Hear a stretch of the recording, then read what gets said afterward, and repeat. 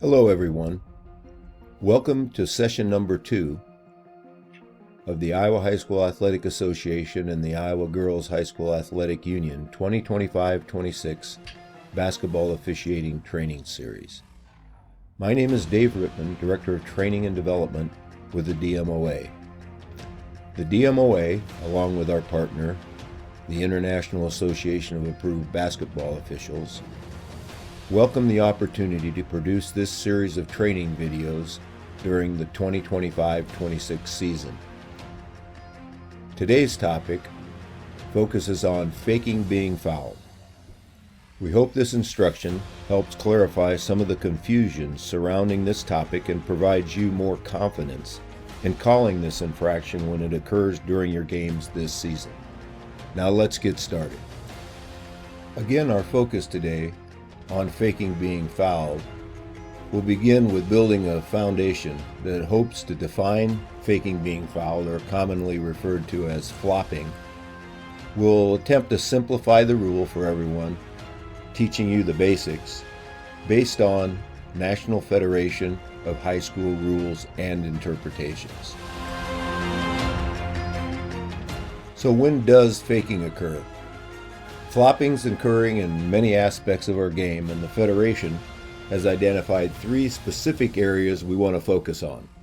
The first being faking by the dribbler, the next being faking by the shooter, and finally, we'll look at faking by the defender, probably the most common occurrence in our game today.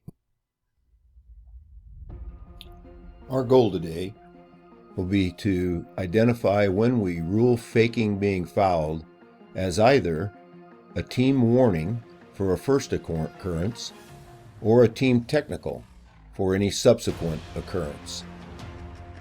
We'll use the following signals for a first offense, which is just stopping the clock with an open hand, and then for subsequent occurrences, we'll be using a closed fist to stop the clock as we would for any other foul, as we administer a team technical foul for that subsequent offense. Let's also take a look at the proper faking being fouled signal. We've seen a lot of variations on this theme, and to be accurate, let's follow these instructions. Let's start with both arms bent at the elbows, palms up, and positioned near the shoulders with fingers pointing straight up, and then smoothly extend both arms downward while keeping the palms facing upward. Let's take a look at a video that demonstrates the incorrect mechanic for the faking being fouled infraction.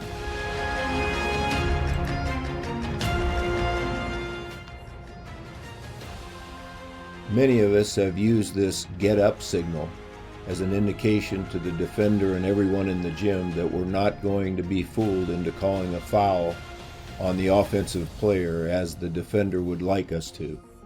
This is an indication again of a great opportunity to now use our faking being fouled mechanics. Let's take a look now at some specific instances of faking being fouled. The first, faking by the dribbler.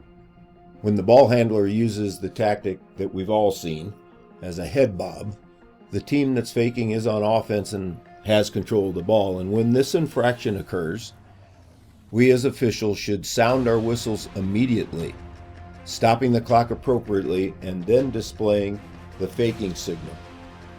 Don't be fooled by this head bob. Here's an example.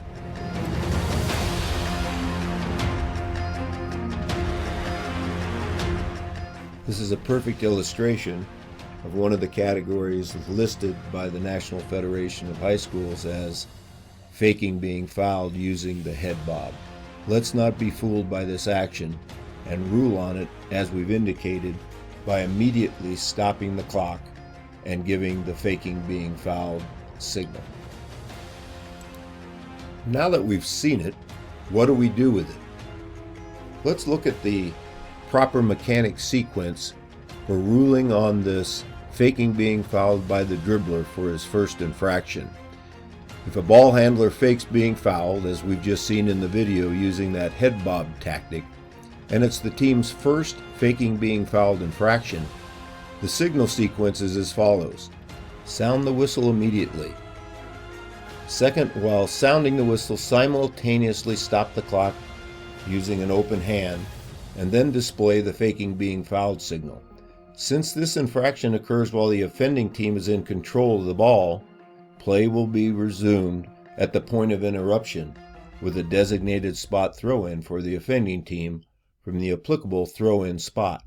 Remember, this will be from one of our 8 front court or back court designated spots. To review, when that dribbler in his first offense or first infraction fakes being fouled, will report that warning to the scorer and to the head coach. Then will resume play at the point of interruption and the offending team gets the ball back. Remember, this is a team warning. We don't need a player, color, or number, just a team color or a team name, and let's take our time at the scorer's table to make certain that they accurately record the warning. There is a new place on the score sheet to record faking being fouled warnings and second offenses technical fouls. If it happened once, it could very well happen again. And if it's by the same team that was previously warned, here's the signal sequence for a subsequent infraction by the same team when the dribbler fakes being fouled. A reminder, this does not have to be the same player, just anyone on the same team that's been previously warned. Sound your whistle, and while sounding the whistle, simultaneously stop the clock using our typical foul signal, a closed fist. Then display the faking being fouled signal. Finally, display the technical foul signal. We'll then hustle to the reporting area to report the team technical foul. The result, the offended team is awarded 2 free throws plus the ball for a division line throw-in opposite the table. Special note here, again, the head coach for a team technical does not lose their coaching box privileges. To briefly review, for a first offense, for faking being fouled by the dribbler, we want to give the stop the clock signal immediately with an open fist. For any subsequent occurrence by that team, we'll stop the clock with a closed fist, indicating a team technical foul. Well, what happens if the head bob occurs on a drive near the basket as the player's ending his dribble to prepare to shoot? While there may be some hesitancy to stop that play, we should, if it's on the dribbler, not allow the play to continue and rule a faking being fouled infraction as a team warning or a team technical by blowing our whistle immediately. Well, what if the defensive player commits a foul just before the dribbler demonstrates the head bob? Well, in this instance, we've definitely got illegal contact by the defender, and we should rule a foul on that defensive player and get it before we rule on the head bob. Well, we've looked at faking being fouled by the dribbler. Let's look at another occurrence of faking being fouled, this time by the shooter. If a shooter fakes being fouled after releasing the ball and it's their team's first flopping infraction, the faking being fouled signal should be displayed immediately, but the whistle should be withheld until one of the following occur. Either the try is successful, or the defensive team gains control of the ball, or the offensive team secures a rebound but does not immediately attempt to score, or, finally, a dead ball situation occurs for any other reason. Let's take a look now at some video of a typical faking being fouled occurrence by a shooter. Don't be fooled on this one when they give you that, "Hey ref, I was fouled" look. As we watch this play, let's pay special attention to when it would be appropriate to blow our whistle, given what we've just learned, to stop the play. Let's take a look.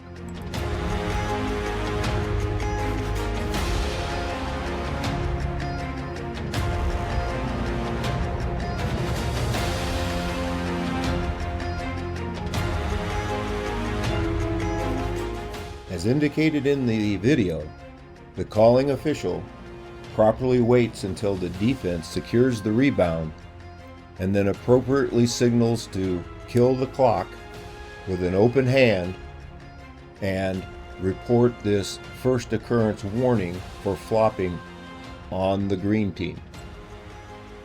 This official wasn't fooled by being in the proper place, using the correct mechanics to issue the faking being fouled warning against the shooting team.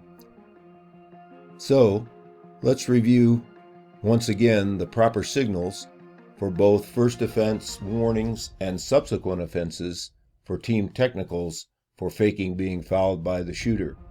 As shown, we'll stop the clock with an open hand for a warning, a closed fist indicating a second offense or subsequent offense to the same team, resulting in a team technical foul. To review that sequence, for a shooter who fakes being fouled on a first infraction, let's display the faking being fouled signal immediately, but withhold our whistle until one of the following 4 events take place. Either the try is successful, or the defensive team gains control of the ball, as we saw in the previous video, or if the offensive team secures a rebound but does not immediately attempt to score. Maybe they pull the ball out to set up their offense again. And lastly, a dead ball situation occurs for any other reason. Most typically, the ball skips out of bounds. Now sound your whistle, and while sounding the whistle, raise an open hand using the stop clock signal, and then display the faking being fouled signal again. For first infraction, if the try is successful, we'll know the goal counts. The official then is going to go to the reporting area and report the warning to the scorer and the head coach. And again, let's take our time. Then we'll resume play at the point of interruption.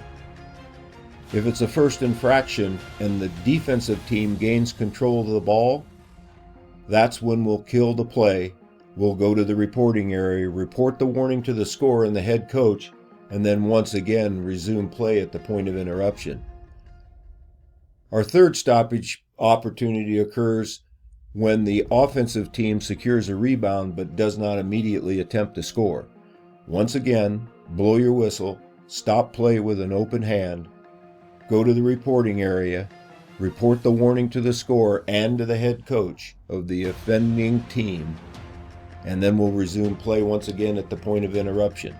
Lastly, on a first infraction, by faking being fouled by the shooter, for any other dead ball situation that occurs, we'll kill the clock, thinking in your mind at this instance an out of bounds violation. We'll kill the clock for the violation, then we'll go to the reporting area. We'll report to the scorer and the head coach our faking being fouled warning, and then we'll resume play with the throw-in for the dead ball situation in accordance with the rules. So, subsequent infraction, however, results in a technical foul, where we will once again award 2 free throws plus a throw-in at the division line opposite the scorer's table. To review the signal sequence, when a shooter fakes being fouled for a subsequent infraction after a warning, a technical foul must be charged. The sequence would be to sound our whistle immediately as we would with any other foul, and then while sounding our whistle, simultaneously stop the clock using a closed fist, display the faking being fouled signal followed by the technical foul signal. As a reporting official, you'll hustle to the reporting area to report the team technical foul. The offended team then will be awarded 2 free throws with the lane cleared, plus a division line throw-in opposite the table. Another reminder, on this team technical foul, the head coach does not lose their coaching privileges. It's time now to move on to our third and final faking being fouled occurrence, probably the most frequently observed in our games, and that's faking by a defender. A defensive flop occurs when a defensive player simulates being fouled, such as falling to the floor without any contact or embellishing incidental contact from the offensive player. Sometimes they're obvious, so we want to definitely get all of these. Here's a video example of an obvious faking being fouled by a defender.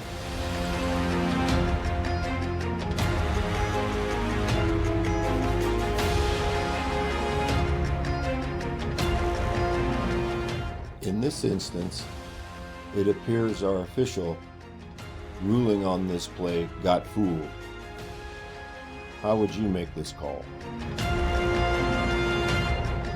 As indicated in that last video, sometimes they're obvious and we want to make sure we get as many of those as we can, but sometimes they really aren't. Look at this next play and you make the call.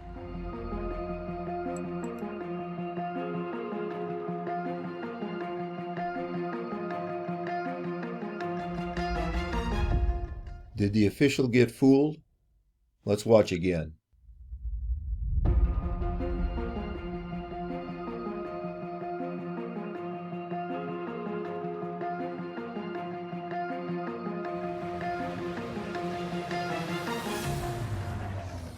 How would you rule on this play? This is exactly the type of play that puts we as officials in a very difficult position. The defender appears to obtain legal guarding position by being in the path of the ball handler dribbler with 2 feet facing his opponent. Then when the play develops, the defender falls backwards at a very high rate of speed and looks like they were hit very hard by the offensive player. Did the defender fall backward at the same rate or a higher rate of speed than the ball handler was moving? This training video isn't about physics, but the main concept we're referring to here is a physics term called the conservation of momentum. It's about how the force of a moving object transfers to a stationary object when contacted. For instance, if a vehicle is moving at 10 miles an hour and hits a stationary car in the parking lot, the stationary car should initially move backward at the same overall rate, which was 10 miles an hour. Well, I'm not suggesting you carry a physics book in your travel bag instead of your rule book. In this play, it does appear that white number 40 appears to be moving backward at a significantly higher rate than the rate the ball handler was moving. This is the type of play that we need that indicator, and if it helps us get it right, I'm all about physics. This lead official probably isn't a physics major, and frankly, he displays excellent mechanics in his player control foul signal. If he would have watched this video, might he rule differently on that play? How about you? Right or wrong on this play, we'll all agree that if we do rule a flop on that defender, when a defensive player fakes and their opponents are in control of the ball, we are going to have to determine when to stop play so that we don't penalize the offensive team for the defensive team's actions, regardless of whether the defensive flopping is a team's first or second faking being fouled infraction. The signal should always be displayed immediately, and the whistle should always be withheld until one of the following occurs. Either the try is successful, the defensive team gains control of the ball, the offensive team secures a rebound but does not immediately attempt to score, or a dead ball situation occurs for any other reason.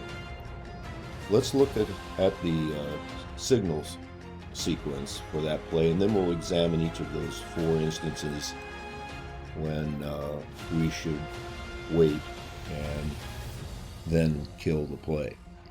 So the signaling sequence would be displaying that signal immediately, withholding our whistle until one of those 4 instances occur that are listed.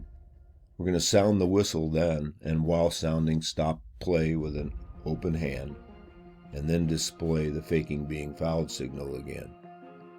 So let's take a look at each of those 4 instances that we are waiting for to happen. The first on a first infraction. If the try is successful, that goal is going to count. We'll then kill the play, as seen in the previous slide, and then we're going to report the warning to the scorer and the head coach, and then we'll resume play at the point of interruption. If the situation we're waiting for happens to be the defensive team gaining control of the ball, we'll kill it when they've gained that control, and then we'll report to the scorer and the head coach, and then we'll resume play at the point of interruption, one of 4 spots closest to where they secured control of the ball.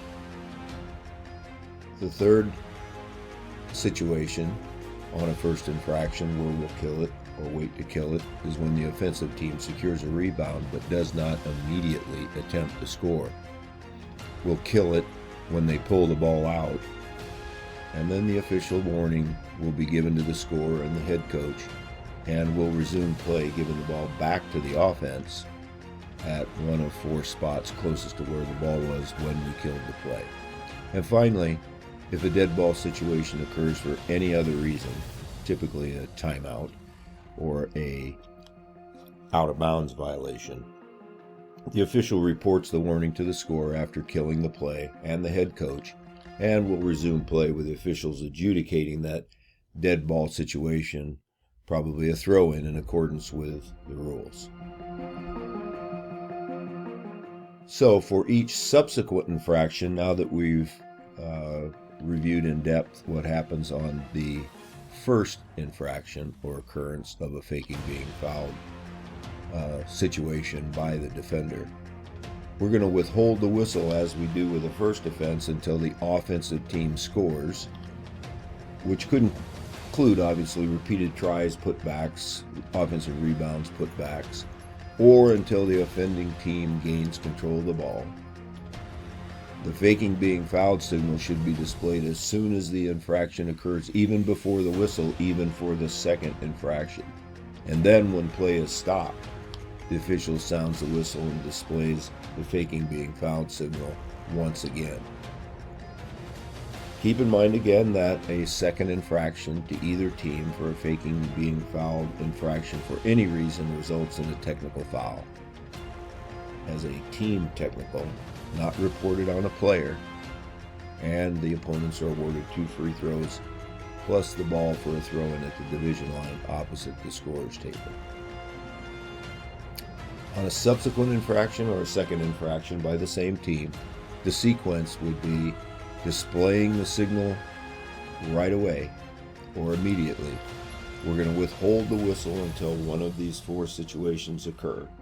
When they do, we'll sound our whistle, this time giving the closed fist stop play or stop clock signal with a closed fist, and display then the faking being fouled signal again. But now we're going to add a display of the technical foul signal. In many instances, while we're withholding our whistle, this could occur.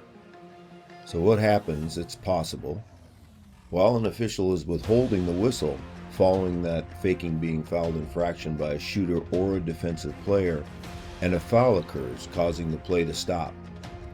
If the whistle was being withheld for a team's first faking being fouled infraction, the foul is reported first, followed by the faking being fouled warning.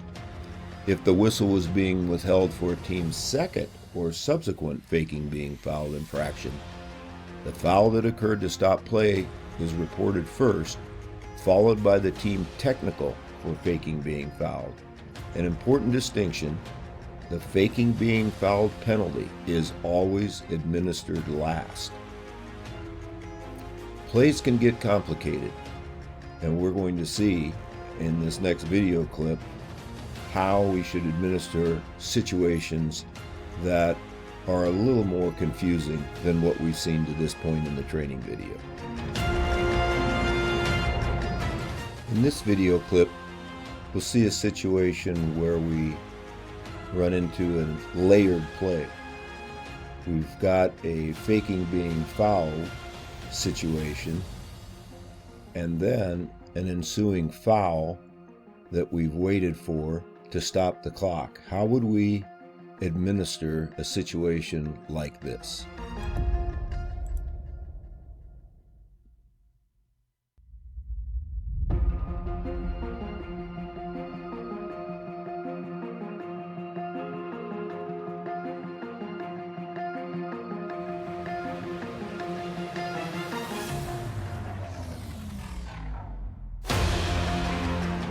As we can see, we've got action that dictates a whistle in some fashion. If we pass on the flop by the defender, we certainly then have illegal guarding position by a player laying prone on the floor as a defender, affecting the ability of the shooter to land safely after his try. But let's just assume for discussion that we issue the faking being fouled signal and then withhold our whistle until the foul that occurs for the block on this play stops play, and we now need to administer and report both a foul as well as a faking being fouled signal. Here's the sequence. If we were withholding our whistle for that defensive team's first faking being fouled infraction, we'd report the foul for blocking on the shot by the defender first, followed by the faking being fouled warning, and then we'd resume play at the point of interruption, which would be 2 free throws for the shooting foul against the defense. If that whistle was being withheld for the team's second or subsequent faking being fouled infraction, we'd report the shooting foul that stopped play first. Then we'd follow that report by the team technical for faking being fouled. The faking being fouled penalty is always administered last. In this instance, we would resume play with 2 free throws for the common shooting foul on the defense for the block. We would then award the offensive team 2 free throws for the technical foul for their second occurrence of faking being fouled, and award the ball to the offense at the midcourt line opposite the scorer's table. Let's look at a few other circumstances that we may have to adjudicate during our games.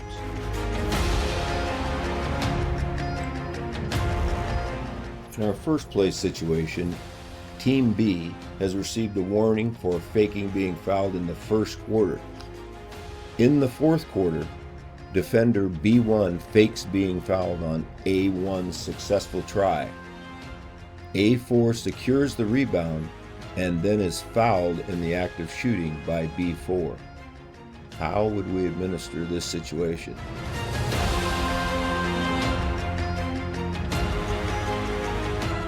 The official who ruled the personal foul on B4 reports it. As we've indicated, will report the foul that stopped the play first. Then the official who ruled the faking being fouled infraction then reports the technical foul on Team B. Remember, in our example, Team B had previously been issued a warning for faking being fouled. Both fouls count toward the bonus. A4 will attempt the 2 free throws for being fouled in the act of shooting. Team A is awarded 2 free throws for the technical foul charged to Team B, and Team A is then awarded the ball for a division line throw-in opposite the table.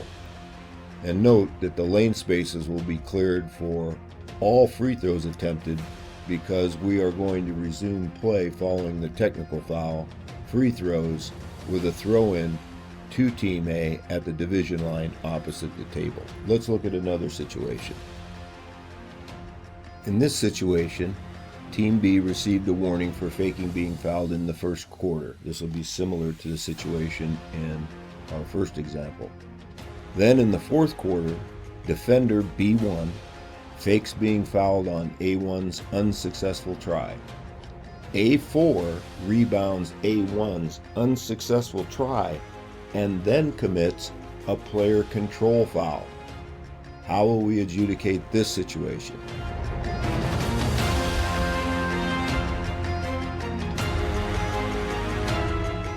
The official who ruled a personal foul on A4 reports it.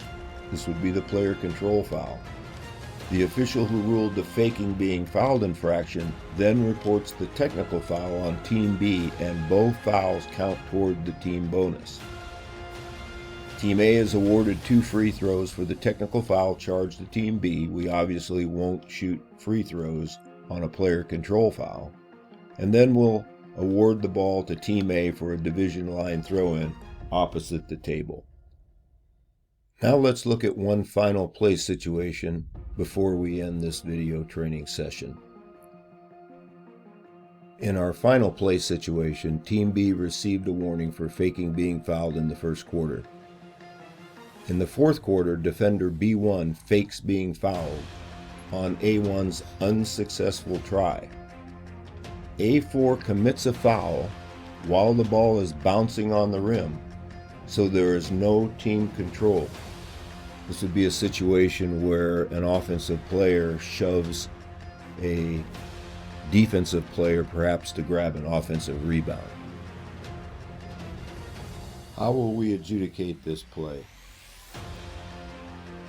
The official who ruled the personal foul on A4 reports it. The official who ruled the faking being fouled infraction then reports the technical foul on Team B. Both fouls count toward the bonus. If Team B is in the bonus, the offended player is awarded 2 free throws. Team A is awarded 2 free throws for the technical foul charged to Team B. Team A is then awarded the ball for a division line throw-in opposite the table. And again, note that all the lane spaces are cleared during this activity for all free throws attempted. It should be noted that in these situations where the calling officials are different for the faking being fouled infraction and the personal foul. On a reporting note, let's not leave players unattended and have both officials, if they're different, head to the reporting area. Let the calling official for the personal foul that will report first go to the reporting area. When he's finished, we'll trade places with the official who called the faking being fouled infraction to report the technical foul. Clearly, these situations become more complicated, and it's going to require excellent teamwork and communication to work together to get these plays right. So, don't be afraid to get together and discuss the situation. Be prepared to explain the rulings to both coaches. As we continue to improve on enforcement of these infractions, education is going to be key. Finally, rest assured you're more than likely going to make mistakes. Mistakes aren't mistakes, they're opportunity for learning. And hopefully, as you become more confident, your adjudication of these situations will improve. Education of the coaches is important, but even more so, education of we as officials in order to properly adjudicate these situations. Fortunately, our friends at IHSAA have made available these offensive and defensive players faking being fouled for a first infraction charts. Tremendous resources which will be posted to the Iowa High School Athletic Association website under the Officials tab. Let's conclude today's session by taking a very short quiz on faking being fouled situations. Let's see how much we've learned today in this session. Here's our first question. When a player exaggerates the impact of incidental contact on a block charge play to deceive an official, it is considered faking being fouled. Is this correct?